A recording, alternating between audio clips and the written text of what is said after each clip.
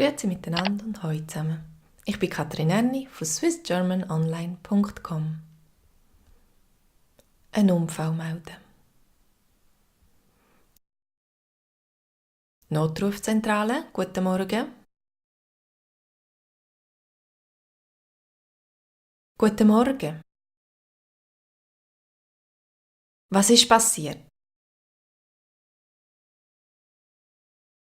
Ich möchte einen Unfall melden.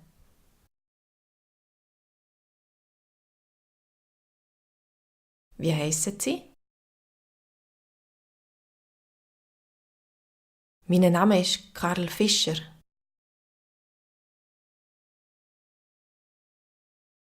Wo sind Sie genau?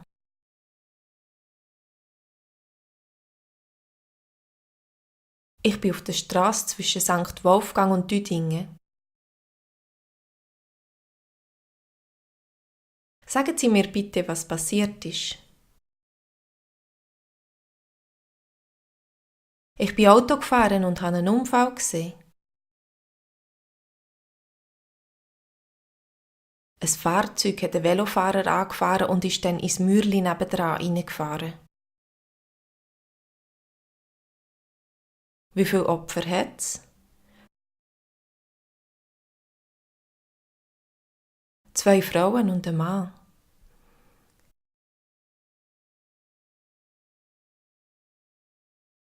Sind die Leute bei Bewusstsein? Eine der Frauen ist bewusstlos.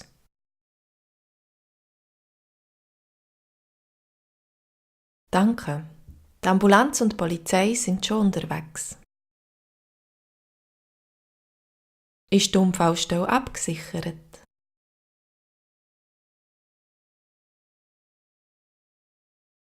Ja, das haben wir gerade am Anfang gemacht. Bleiben Sie bitte vor Ort, bis Sie eingetroffen sind. Und führen Sie, wenn nötig, die lebensrettenden Sofortmaßnahmen durch. Das ist doch selbstverständlich. Ade und danke für Ihren Anruf. Ade.